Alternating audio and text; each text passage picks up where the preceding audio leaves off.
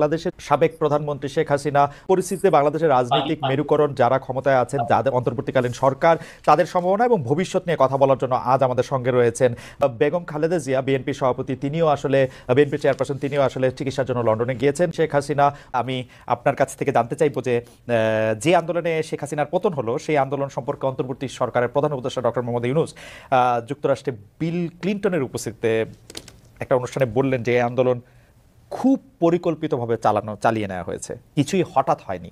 আমরা আপনার কাছে একটু জানতে চাইবো যে আপনার জ্ঞাতসারে কিংবা অজ্ঞাতে এই আন্দোলন কি শুরু থেকেই কোটার আড়ালে সরকার পতনের আন্দোলন ছিল? চক্রান্তটা শুরু হয়েছিল সেই 2022 সাল থেকেই। কিছুতে আমাকে ক্ষমতায় থাকতে দেবে না। আর বাংলাদেশ যখন উন্নত হয়ে গেছে, যারা এই সুদখোর ইউনূসের তো বহুদিনের লালায়িত স্বপ্ন, আর তার মদতদাতা আজকে এটা প্রমাণিত।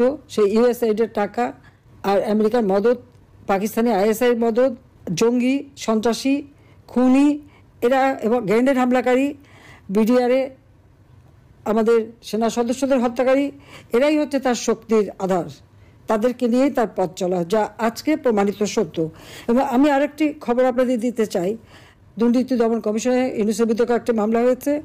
আর শ্রমিকদের অর্থ আত্মসাতের জন্য শ্রমিকদের করা মামলায় শ্রমিক আদালতে ইউনূস কিন্তু সাজাপ্রাপ্ত আসামি।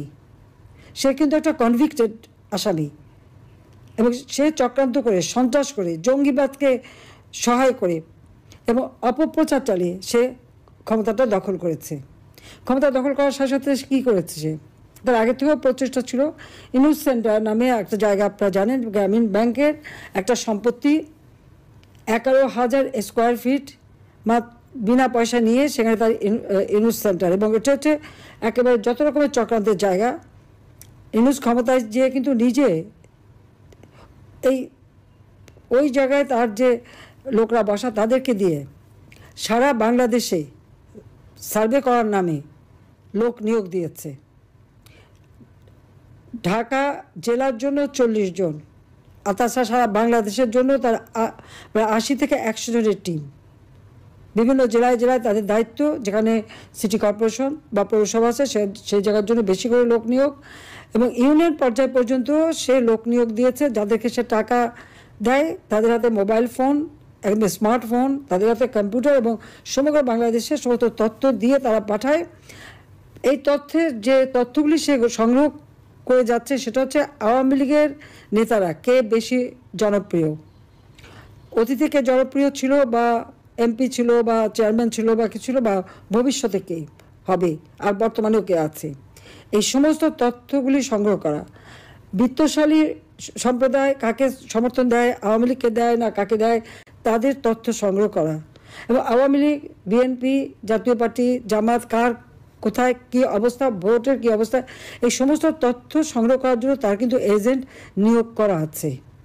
এছাড়া সে যে বিশাল গুন্ডা বাহিনী পালে, 1000 মোটর সাইকেল তাদেরকে দেওয়া হয়েছে, এবং তাদের হাতে স্মার্টফোন, এবং কয়েকটা মাদ্রাসা, কিছু ইউনিভার্সিটি, 35টা কলেজ ইউনিভার্সিটির কিছু ছেলে মেয়েকে সে টাকা দিয়ে পেলে পুষে রাখে, এবং তাদেরকে দিয়ে যত অঘটনগুলি ঘটায়। এবং এটা যে তার একটা সেই মানে সূক্ষ্ম পরিকল্পনার ফসল, সেটা সে নিজেই বলে ফেলেছে বিল ক্লিন্টনের অনুষ্ঠানে। খুব খুশি মনে হাত বা নাচিয়ে বলল যে এটা এখানে ছাত্র না, জনত না, এটা হচ্ছে তার ম্যাট্রিকুলাস ডিজাইন করা মাস্টার মাইন্ড দ্বারা এই এমন ঘটনা ঘটিয়েছে যে শেখ হাসিনাকে ক্ষমতা থেকে হটিয়ে সে অবৈধভাবে জোর করে ক্ষমতাটা দখল করে নিয়েছে, মানে ডাকাতি করে ক্ষমতা নেওয়া। এবং ক্ষমতা নেওয়ার পরই আওয়ামী লীগের উপরে যত রকমের অত্যাচার, আর এই অত্যাচারে আরও উৎসাহিত হয়ে বিএনপি আর জামাত তো আছেই। কারণ জামাতের কথা হচ্ছে, আমরা যুদ্ধাপরাধীদের বিচার করেছি, যেখানে জিয়াউর রহমান যুদ্ধাপরাধীদের মন্ত্রী করেছিল, আর যারা সাজাপ্রাপ্ত আসামি তাদেরও ছেড়ে দিয়েছিল। গোলাম আজম পাকিস্তানি পাসপোর্ট নিয়ে পাকিস্তানে ছিল, তাকে আবার ফিরতে নিচ্ছিল, যাদের আমরা বিচার করেছি, কাজে সেই প্রতিশোধ দেবে। আর জাতির পিতা বঙ্গবন্ধু শেখ মুজিবুর রহমানের হত্যাকারীদেরকে জিয়াউর রহমান ইন্ডেমনিটি দিয়েছিল, দায় মুক্তি, তাদেরও বিচার করেছি। আজকে আপনারা দেখেন 7ই জুলাই 2024 সালে যে আন্দোলন, পুলিশ তো কিছু বলেনি আন্দোলনকারীদেরকে, আমরা তো কিছুই বলিনি, বরং তাদের সাথে আলোচনা করা, তাদের পাশে থাকা, মেয়েরা যখন পথে নেমেছে তাদের নিরাপত্তা, ওই মেয়েরা যখন স্লোগান দেয় শেখ হাসিনা পদত্যাগ চায়, আর আমি তখন তাদের নিরাপত্তা দেই যে তাদের জন্য কোনো রকম অসুবিধা না হয়। আজকে তাদের অবস্থাটা কি? এখন মেয়েরা ঘর থেকে বেরোতে পারে না। তারা এমনই আন্দোলন করলো আর এমনই স্বাধীন করে ফেললো দেশ যে এখন নিজেরাই ঘরবন্দি। এখন যাবে কোথায়, তারা কী করবে? আর সেই যেটা কোনো কোটা ইস্যু ছিল না, সে কোটা আন্দোলনই বা তাদের কোথায় গেল? আর এখন সপ্তদলীয়করণ, এই অস্ত্র লাঠি সোটা নিয়ে চিফ জাস্টিসকে পদত্যাগ করতে বাধ্য, জজকে পদত্যাগ করতে বাধ্য। কোনোদিন এই অবস্থা কখনো বাংলাদেশকে ভাবতে পারেনি। শিক্ষকদের চাকরি থেকে বের করে দিচ্ছে, ইউনিভার্সিটি, কলেজ, স্কুল সব জায়গায় ছাত্রছাত্রীদের অপমান করাচ্ছে, প্রতি পদে পদে চরমভাবে মানবাধিকার লঙ্ঘন করে যাচ্ছে। বাড়িতে ছোট শিশু তা থাকা সত্ত্বেও বাবা মাকে গ্রেপ্তার করেছে, বাবাকে তাকে মাকেও। তো বাচ্চাটাকে কে দেখবে? কি হবে তার? 93 জন আইনজীবীর বিরুদ্ধে মামলা তারা সারেন্ডার করেছে, তাদের জামিন দেবে না। কিছু জামিন দিয়েছে, কিছু দিচ্ছে না। মানে আপনি যে বিচার চাইবেন সেই সুযোগটাও নাই। আইনজীবীদের এইভাবে গণহারে মামলা দেওয়া, গ্রেপ্তার করা, পৃথিবীর কোনো সভ্য দেশে এরকম ঘটনা ঘটে বলে আমার তো জানা নেই, আমি তো দেখিনি।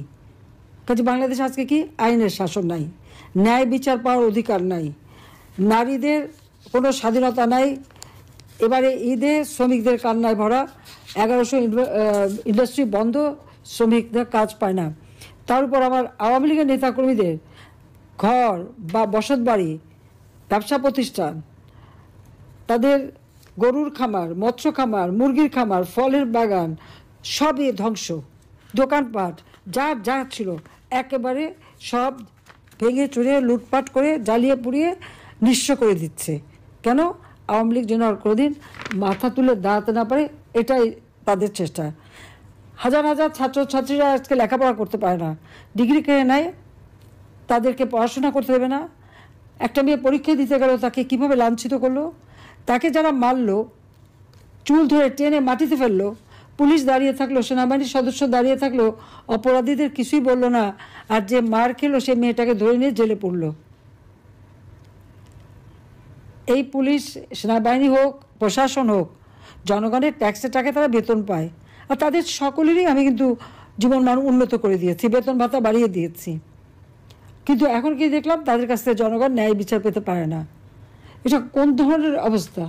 একটা ইউনিয়ন পর্যন্ত এজেন্ট লাগিয়ে দিয়ে হাজার হাজার টাকা কোটি টাকা খরচ করে ইউনুস এখন কীভাবে আওয়ামী লীগ, 14 দল, মুক্তিযোদ্ধা, তাদেরকে নিঃস্ব করে দেওয়া, তাদেরকে ধ্বংস করে দেওয়া, সেই চেষ্টাই করে যাচ্ছে।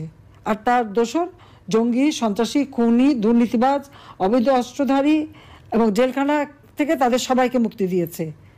গ্রেনেড হামলাকারী থেকে শুরু করে কেউই বাদ নেই, মুক্তি দিয়ে জেল ভরে ফেলেছে আমার আওয়ামী লীগের নেতা কর্মী দিয়ে। সবচেয়ে বড় কথা, পিটিয়ে পিটিয়ে মানুষ হত্যা করা, এমনকি আইনজীবীকে পিটিয়ে হত্যা করলো,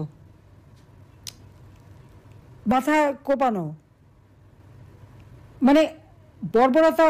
পাকিস্তান আর্মি গুলি করে মানুষ মারত, আর এরা এমনই বর্বর যে পিটিয়ে পিটিয়ে হত্যা, এমনকি অন্তঃসত্ত্বা নারী পুলিশ কনস্টেবলকেও ছাড়েনি। আর আমাদের মেয়েদের উপরে ইফতার বন্টন করতে, তাকেও, তার উপরেও জুলুম, তাকেও মেরে পাতা ফাটিয়ে দিয়েছে এবং কয়েকটা সেলাই পড়েছে।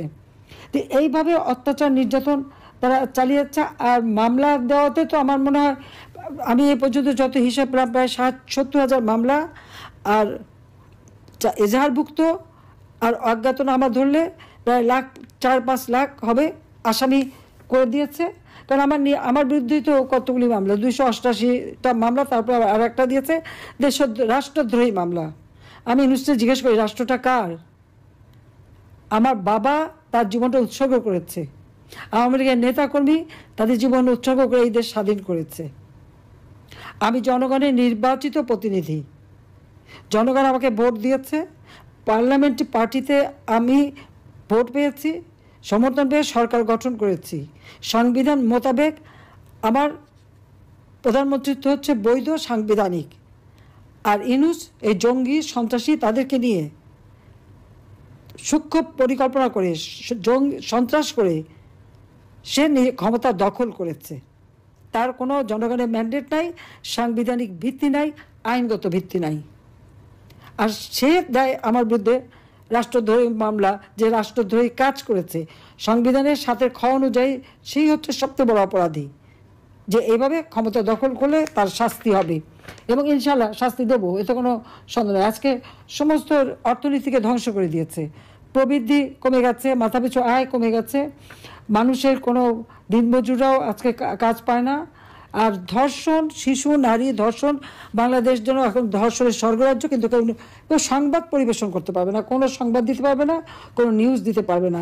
যে নিউজ দিতে যাবে, সে সংবাদ পরিবেশন করবে, তার বিরুদ্ধে ব্যবস্থা নেবে। সেখানে তার এজেন্ট বসানো আছে। এই যে কত এজেন্ট পালে, এটাই হলো সবথেকে বড় কথা, যে এইভাবেই